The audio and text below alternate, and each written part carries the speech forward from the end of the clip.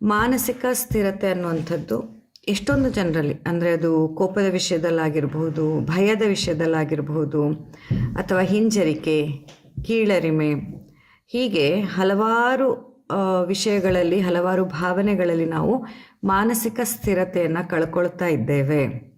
ಎಷ್ಟೊಂದು ಸತಿ ಅಂದ್ಕೋತೀವಿ ಇನ್ನು ಕೋಪ ಮಾಡ್ಕೋಬಾರ್ದು ಅಂತ, ಆದರೆ ಆ ಕ್ಷಣದಲ್ಲಿ ಸ್ಥಿರತೆಯನ್ನು ಕಳ್ಕೊಂಡು ಕೋಪ ಮಾಡ್ಕೋತೀವಿ. ಎಷ್ಟೊಂದು ಸತಿ ಅಂದ್ಕೋತೀವಿ ಇನ್ನು ಮುಂದೆ ನಾನು ಅಳಬಾರ್ದು, ನಾನು ಯಾಕೆ ಸುಮ್ಮನೆ ಅಳೋದು, ಆದರೆ ಮತ್ತೆ ಆ ಸನ್ನಿವೇಶ ಬಂದಾಗ, ಮತ್ತೆ ಅಂತಹ ಏನಾದರೂ ಒಂದು ವ್ಯತಿರಿಕ್ತ ಸನ್ನಿವೇಶಗಳು ಬಂದಾಗ ನಾವು ಮತ್ತೆ ಅಳ್ತೀವಿ. ಎಷ್ಟೊಂದು ಸತಿ ಅಂದ್ಕೋತೀವಿ ಸಂದೇಹ ಪಡಬಾರ್ದು, ಮತ್ತೆ ಅದನ್ನೇ ಮಾಡ್ತೀವಿ. ಎಷ್ಟೊಂದು ಸಲ ಅಂದ್ಕೋತೀವಿ ನನ್ನ ಮೇಲೆ ನಾನು ಬ್ಲೇಮ್ ತೊಗೋಬಾರ್ದು, ಇನ್ನು ಮುಂದೆ ನಾನು ಯಾಕೆ ಸುಮ್ಮನೆ ಬ್ಲೇಮ್ ತೊಗೊಳ್ಳೋದು, ನಾನು ಆ ಥರ ಮಾಡಬಾರ್ದು ಅಂತ ಮತ್ತದೇ ಮಾಡ್ತಿರ್ತೀವಿ. ಯಾಕೆ ಅಂತ ಯೋಚನೆ ಮಾಡಿದ್ದೀರಾ? ಯಾಕೆ ಅಂತಂದರೆ ನಮ್ಮ ದೇಹದಲ್ಲಿ ಅಥವಾ ನಮ್ಮ ಅಸ್ತಿತ್ವ ಅಂತ ಬಂದ, ನಾನು ಯಾವಾಗಲೂ ಹೇಳ್ತೀನಿ, ಪಂಚಕರ್ಮಗಳು ಅನ್ನುವಂಥದ್ದು, ಪಂಚಕರ್ಮ ಚಿಕಿತ್ಸೆ ಅನ್ನುವಂಥದ್ದು ಕೇವಲ ನಿಮ್ಮ ಹೊಟ್ಟೆ ಕ್ಲೀನ್ ಮಾಡೋಕ್ಕೆ, ತೂಕ ಕಮ್ಮಿ ಮಾಡೋದಕ್ಕೆ, ಮಸಾಜ್ ಮಾಡೋದಕ್ಕೆ, ರಿಲ್ಯಾಕ್ಸ್ ಮಾಡೋದಕ್ಕೆ ಅಲ್ಲ. ಪಂಚಕರ್ಮಗಳು, ಕರ್ಮ ಅಂದರೆ something associated which more deeper reasons, ಇನ್ನಷ್ಟು ಆಳವಾದ ಕೆಲವೊಂದಿಷ್ಟು ಕಾರಣಕ್ಕೆ ಸೇರ್ಕೊಂಡಿರುವಂಥದ್ದು ಕರ್ಮ ಶಬ್ದ. ಆದರೆ ಈ ಪಂಚ ಅನ್ನುವಂಥದ್ದು 5 ಚಿಕಿತ್ಸೆಗಳು ಅಷ್ಟೇ ಅಲ್ಲದೆ, ವಮನ ವಿರೇಚನ ಬಸ್ತಿನಸ್ಯ ರಕ್ತಮೋಕ್ಷಣ ಅಷ್ಟೇ ಅಲ್ಲದೆ 5 ಕೋಶಗಳ ಒಂದು ಆಳಕ್ಕೆ ಇದು ಇಳಿಯಬೇಕಾದಂಥ ಅವಶ್ಯಕತೆ ಕೂಡ ಇದೆ ಅಂತ ನಾನು ಯಾವಾಗಲೂ ಹೇಳ್ತಿರ್ತೀನಿ. ಯಾಕೆ ಅನ್ನುವಂಥದ್ದು ಬಹುಶಃ ಇದರ ಉತ್ತರವನ್ನು ಹೇಳುವಾಗ ನಿಮ್ಗೆ ಅರ್ಥ ಆಗುತ್ತೆ. ಮಾನಸಿಕವಾದಂತಹ ಸ್ಥಿರತೆ ಬೇಕು ಅಂತಂದರೆ ಮನಸ್ಸಿಗೆ ಪುಷ್ಟಿ, ಮನಸ್ಸಿಗೆ ಧೈರ್ಯ ತಂದ್ಕೋ, ಮನಸ್ಸನ್ನು ಗಟ್ಟಿ ಮಾಡ್ಕೋ, ಮನಸ್ಸನ್ನು ನಿಯಂತ್ರಣದಲ್ಲಿಟ್ಕೋ ಅಂದರೆ ಆಗೋದಿಲ್ಲ. ಕೋಶಗಳ ಬಗ್ಗೆ ರೆಫರೆನ್ಸ್ ಹೇಳುವಾಗ ಬರುತ್ತೆ, ಒಂದು ಕೋಶಕ್ಕೆ ನಮಗೆ ಸ್ಥಿರತೆ ಅಥವಾ ಶಕ್ತಿ ಸಿಗಬೇಕು ಅಂದಾಗ ಅದರ ಮುಂದಿನ ಕೋಶಕ್ಕೆ ನಾವು ಪುಷ್ಟಿಯನ್ನು ಕೊಡಬೇಕು. ಉದಾಹರಣೆಗೆ ಅನ್ನಮಯ ಕೋಶದಲ್ಲಿರುವಂತಹ ರೋಗಗಳನ್ನು ಚಿಕಿತ್ಸೆ ಮಾಡುವಾಗ ಕೇವಲ ಅನ್ನಮಯ ಕೋಶ ಅಂದರೆ ದೇಹ ಮಾತ್ರ ಟ್ರೀಟ್ ಮಾಡಿದ್ರೆ ಸಾಕಾಗಲ್ಲ. ಪ್ರಾಣ ಚೈತನ್ಯದ ಹರಿವನ್ನು ಸರಿಪಡಿಸಬೇಕು. ಆ ಅನ್ನಮಯ ಕೋಶಕ್ಕೆ ಬರ್ತಾ ಇರುವಂತಹ ಪ್ರಾಣ ಚೈತನ್ಯದ ಹರಿವೇನಿದೆ ಅದನ್ನು ನಾವು ಫಸ್ಟ್ ಸರಿಪಡಿಸ್ಬೇಕು.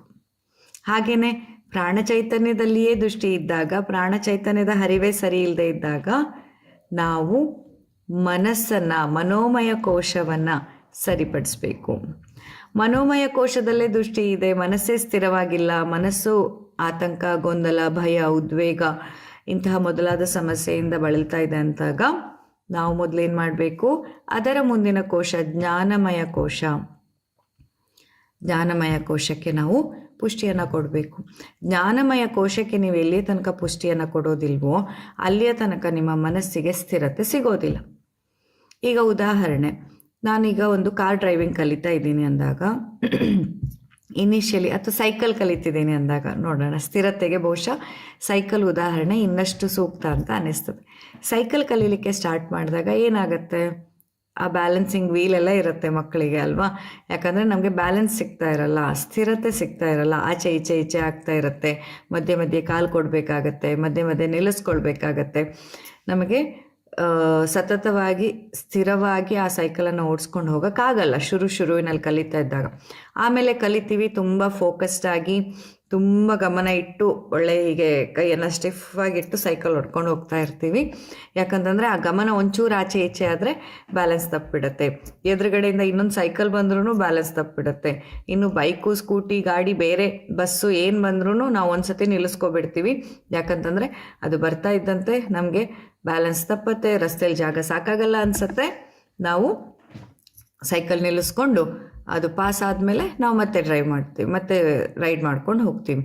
ಅದೇ ಆಮೇಲೆ ನಿಮಗೆ ರೂಢಿ ಆಗ್ತಾ ಬಂದಂತೆ ಆ ಸೈಕಲ್ ಹೊಡೆಯುವಂಥ ಸ್ಕಿಲ್ಲನ್ನು ನೀವು ಪೂರ್ತಿಯಾಗಿ ಕಲ್ತ ಮೇಲೆ, ನಿಮ್ಗೊಮ್ಮೆ ಅದು ಪ್ರಾಕ್ಟೀಸ್ ಆದಮೇಲೆ ಎಷ್ಟು ಸ್ಥಿರವಾಗಿ ಓಡಿಸ್ತಾ ಇರ್ತೀರಾ, ಕೈ ಬಿಟ್ಕೊಂಡು ಓಡಿಸ್ತೀರಾ, ಒಂದು ಕೈಯಲ್ಲಿ ಓಡಿಸ್ತೀರಾ ಅಲ್ವಾ, ಫೋನಲ್ಲಿ ಮಾತಾಡ್ತಾ ಓಡಿಸ್ತೀರಾ.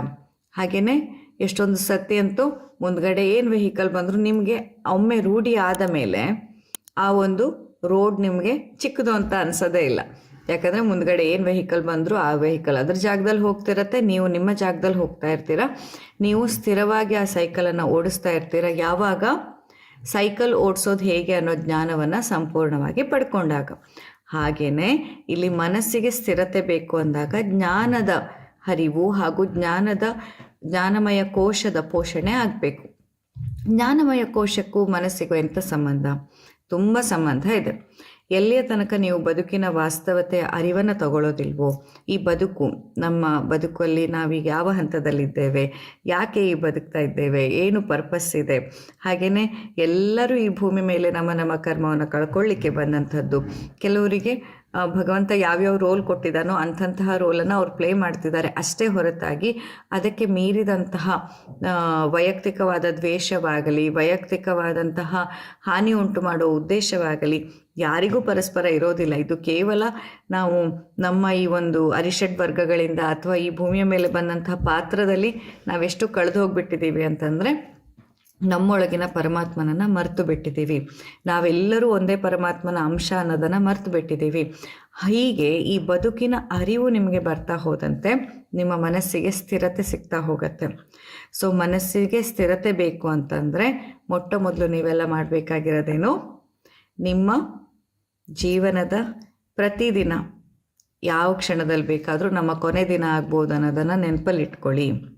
ಬದುಕಿದಷ್ಟು ದಿನ ನಾನು ಸಾರ್ಥಕತೆಯಿಂದ ಬದುಕಬೇಕು, ಖುಷಿಯಿಂದ ಬದುಕಬೇಕು, ಸಮಾಧಾನದಿಂದ ಬದುಕಬೇಕು, ನನ್ನಿಂದ ಆಗುವಷ್ಟು ಒಳ್ಳೆಯ ಕೆಲಸ ಕಾರ್ಯಗಳನ್ನು ಮಾಡಿ ಹೋಗ್ಬೇಕನ್ನೋದನ್ನು ಪ್ರತಿನಿತ್ಯ ನೆನಪಲ್ಲಿಟ್ಕೊಳ್ಳಿ. ನಿಮ್ಮ ಜೊತೆಯಲ್ಲಿರೋರು, ಬೇರೆಯವರು ಯಾರೇ ತಪ್ಪನ್ನು ಮಾಡಿದ್ರು ಆ ತಪ್ಪನ್ನು ತಿದ್ದಿದ್ರಷ್ಟೇ ಕ್ಷಮಿಸೋದು, ಆ ತಪ್ಪು ಮೊದಲು ಅವ್ರನ್ನ ತಿದ್ದಿ ಸರಿ ಮಾಡಿಬಿಡಬೇಕು. ನನ್ನ ಜೊತೆ ಇರೋರನ್ನ, ನನ್ನ ಕುಟುಂಬದವ್ರನ್ನ, ನನ್ನ ಸ್ನೇಹಿತರನ್ನು, ನನ್ನ ಇಡೀ ಪ್ರಪಂಚವನ್ನು ನಾನು ತೀಡಿ ಒಳ್ಳೆಯವ್ರನ್ನ ಮಾಡಬೇಕು ಅನ್ನೋ ಆಸೆನ ಬಿಟ್ಟುಬಿಡಿ. ಯಾಕಂದರೆ ನಮ್ಮನ್ನು ನಾವು ತಿದ್ಕೊಳ್ಳೋದೇ ಇಷ್ಟು ಕಷ್ಟ ಆಗಿದ್ದಾಗ ಎಷ್ಟೊಂದು ಸತಿ ಅಂದ್ಕೋತೀವಿ ಬೆಳಿಗ್ಗೆ ಬೇಗ ಎದ್ಕೋಬೇಕು, ನಾವು ಹೇಳಲ್ಲ. ಎಷ್ಟೊಂದು ಸತಿ ಅಂದ್ಕೋತೀವಿ ಡಯಟ್ ಮಾಡಬೇಕು, ನಾವು ಮಾಡೋಲ್ಲ. ವ್ಯಾಯಾಮ ದಿನ ಮಾಡೋಣ ಅಂತ ಅಂದ್ಕೋತೀವಿ, ನಾವು ಮಾಡೋಲ್ಲ. ನಾವು ಅಂದ್ಕೊಂಡಿದ್ದು ನಾವು ಮಾಡಬೇಕಾಗಿರೋದು ನಮ್ಮನ್ನು ನಾವು ತಿದ್ಕೊಳ್ಳೋಕ್ಕೆ ಎಷ್ಟು ಕಷ್ಟ ಅಂದಾಗ ಯಾರೋ ಬೇರೆಯವ್ರನ್ನ ತಿದ್ದುತ್ತೀನಿ, ಯಾರೋ ಬೇರೆಯವ್ರನ್ನ ಸರಿಪಡಿಸ್ತೀನಿ, ನಾನು ಒಳ್ಳೆ ಬುದ್ಧಿ ಹೇಳಿ ಅವರಿಂದ ಒಳ್ಳೆ ಕೆಲಸ ಮಾಡಿಸ್ತೀನಿ ಅನ್ನೋ ಭ್ರಮೆಯಲ್ಲಿ ಇರಬಾರ್ದು. ಬೇರೆಯವರಿಂದ ಎಕ್ಸ್ಪೆಕ್ಟ್ ಮಾಡೋದನ್ನು ಬಿಟ್ಬಿಡಿ.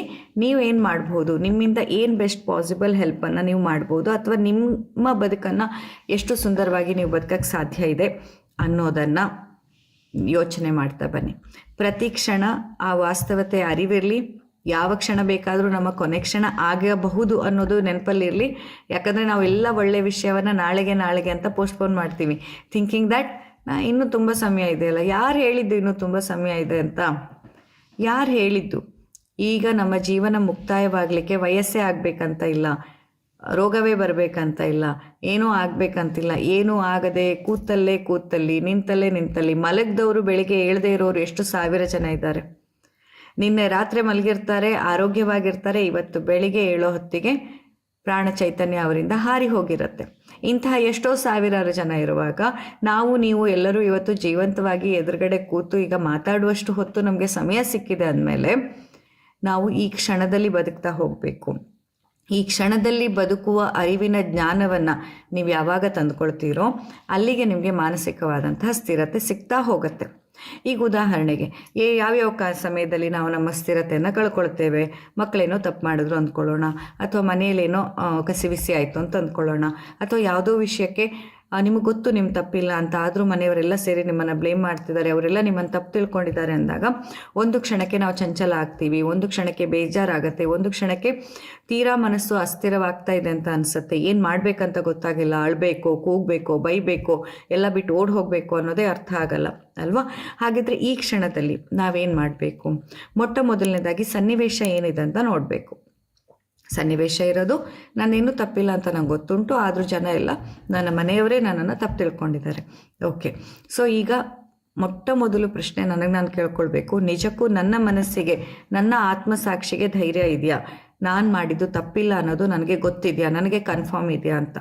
ಸೊ ಮನಸ್ಸೇನಾದರೂ ಹೌದು, ಖಂಡಿತ ಹೌದು, ನೀನು ಮಾಡಿದ ತಪ್ಪಿಲ್ಲ, ನಿನ್ನ ಆತ್ಮಸಾಕ್ಷಿಗೆ ಗೊತ್ತಿದೆ ಅನ್ನುವಂಥದ್ದೇನಾದರೂ ನಿಮ್ಮ ಮನಸ್ಸು ಹೇಳ್ತು ಅಂತಂದರೆ ಆಗ ಅವರೆಲ್ಲ ಅವರ ದೃಷ್ಟಿಕೋನದಲ್ಲಿ ಈಗ ಸದ್ಯಕ್ಕೆ ಹೇಳ್ತಾ ಇದ್ದಾರೆ, ಇವತ್ತಲ್ಲ ನಾಳೆ ಅವರಿಗೆ ಅರ್ಥವಾಗತ್ತೆ, ನಾನು ಅದಕ್ಕೆಲ್ಲ ತಲೆ ಕೆಡಿಸ್ಕೊಳ್ಳೋ ಅಗತ್ಯ ಇಲ್ಲ ಅಂತ ಮೌನವಾಗಿರೋದನ್ನು ಕಲಿಬೇಕು. ಇಲ್ಲ ನಿಮ್ಮ ಮನಸ್ಸಿಗೂ ಅನ್ನಿಸ್ತಾ ಇದೆಯಾ, ಓ ಹೌದು, ಬಹುಶಃ ಎಲ್ಲೋ ಏನೋ ಒಂಚೂರು ತಪ್ಪಾಗಿರಬಹುದು ನನ್ನಿಂದ, ಅದಕ್ಕಾಗಿ ಇವರೆಲ್ಲ ಹೇಳ್ತಾ ಇದ್ದಾರೆ, ಸೊ ಏನೋ ತಪ್ಪು ನನ್ನಿಂದನೂ ಆಗಿದೆ ಅಂದಾಗ ಆ ತಪ್ಪು ಏನಂತ ಹುಡುಕಿ ಅದನ್ನು ತಿದ್ದುಕೊಳ್ಳಿ ಹೊರತಾಗಿ ಅವ್ರು ನನಗೆ ಬೈದ್ಬಿಟ್ರಲ್ಲ, ಅವ್ರು ನನಗೆ ಬೇಜಾರು ಮಾಡಿಬಿಟ್ರಲ್ಲ, ಅಥವಾ ನಾನು ಇಷ್ಟು ಕಷ್ಟಪಟ್ಟು ಇಷ್ಟು ಕೆಲಸ ಮಾಡಿ ಅವರಿಗಾಗಿ ಹಾಗೆ ಮಾಡಿದೆ, ಹೀಗೆ ಮಾಡಿದೆ, ಅದನ್ನು ಮಾಡಿದೆ, ಇದನ್ನು ಮಾಡಿದೆ, ಇಷ್ಟನ್ನು ತ್ಯಾಗ ಮಾಡಿದೆ, ಇವರಿಗೋಸ್ಕರ ಇಷ್ಟು ಕೆಲಸ ಮಾಡಿದೆ, ಅದೆಲ್ಲ ಆದರೂ ಇವರೊಂದಿಷ್ಟು ಚಿಕ್ಕ ತಪ್ಪಿಗೆ ಇಷ್ಟೊಂದು ಬೈದ್ಬಿಟ್ರಲ್ಲ ಅಂತ ನಾವು ಮತ್ತೆ ಅನ್ನೆಸರಿ ಡ್ರಾಮಾ ಕ್ರಿಯೇಟ್ ಮಾಡೋ ಅಗತ್ಯ ಇರಲ್ಲ. ಅವರಂತೂ ಈಗ ಆಲ್ರೆಡಿ ಡ್ರಾಮಾ ಮಾಡ್ತಿದ್ದಾರೆ, ನಾವು ಮತ್ತೆ ಮಾಡುವಂಥ ಅಗತ್ಯ ಇರೋದಿಲ್ಲ. ಸೊ ನಿಮಗೆ ಅರ್ಥ ಆಯ್ತಾ? ಓಕೆ, ನಿಮ್ದು ಎಲ್ಲಿ ತಪ್ಪಿದೆ, ಎಲ್ಲಿ ತಿದ್ಕೋಬೇಕು ಅಂತ ಅಲ್ಲಿ ತಿದ್ಕೊಂಡ್ಬಿಡಿ ಅಷ್ಟೇ. ಅವರು ಹೇಳಿದ್ದನ್ನು ಮತ್ತೆ ಅನವಶ್ಯಕವಾಗಿ ತುಂಬ ದೊಡ್ಡ ವಿಷಯ ಮಾಡುವಂಥ ಅಗತ್ಯವೇ ಇಲ್ಲ. ಇನ್ನು ನಿಮಗೆ ಗೊತ್ತುಂಟಾ ನಿಮ್ಮಲ್ಲಿ ಏನೂ ತಪ್ಪೇ ಇಲ್ಲ, ನೀವು ಮಾಡೇ ಇಲ್ಲ, ಅವರು ತಪ್ಪಾಗಿ ಅರ್ಥೈಸಿಕೊಂಡಿದ್ದಾರೆ ಅಂತ ಆ ಕ್ಷಣಕ್ಕೆ ಅದನ್ನ ತಿಳಿಸುವ ಪ್ರಯತ್ನ ಮಾಡಬೇಡಿ, ಮೌನವಾಗಿದ್ಬಿಡಿ. ಯಾಕಂತಂದರೆ ಕಾಲ ಅನ್ನುವಂಥದ್ದು ಎಲ್ಲದನ್ನು ಸರಿಪಡಿಸುವ ಶಕ್ತಿಯನ್ನು ಹೊಂದಿದೆ. ಮತ್ತು ಆ ಒಂದು ಸಮಯದಲ್ಲಿ ಯಾವಾಗ ಎಲ್ಲರೂ ಅವ್ರದ್ದೇ ಒಂದು ದೃಷ್ಟಿಕೋನದಲ್ಲಿ ಫಿಕ್ಸ್ ಆಗಿಬಿಟ್ಟಿದ್ದಾರೋ, ನೀವೆಂಥ ತಿಪ್ಪರ್ಲಾಗ ಹೊಡೆದ್ರೂ ಅವರದನ್ನ ಬದಲಾಯಿಸೋಕ್ಕೆ ರೆಡಿ ಇರಲ್ಲ, ಅವರದನ್ನ ತಿಳ್ಕೊಳ್ಳೋಕ್ಕೂ ರೆಡಿ ಇರೋದಿಲ್ಲ. ಸೊ ಅಂಥ ಸಮಯದಲ್ಲಿ ನಾವು ಅವರ ಮನಸ್ಥಿತಿಯನ್ನು ಬದಲಾಯಿಸಲಿಕ್ಕೆ, ಅವರ ದೃಷ್ಟಿಕೋನವನ್ನು ಚೇಂಜ್ ಮಾಡಲಿಕ್ಕೆ ನಮ್ಮ ಎನರ್ಜಿಯನ್ನು ವೇಸ್ಟ್ ಮಾಡುವ ಅಗತ್ಯ ಇಲ್ಲ. ಆ ಕ್ಷಣಕ್ಕೆ ಸುಮ್ಮನಿದ್ಬಿಡಿ, ಮೌನವಾಗಿದ್ಬಿಡಿ. ನಿಮ್ಮ ಮೌನ ನಿಮ್ಮ ಮಾತಿಗಿಂತ ಹೆಚ್ಚಿಗೆ ಉತ್ತರವನ್ನು ಕೊಡುತ್ತೆ.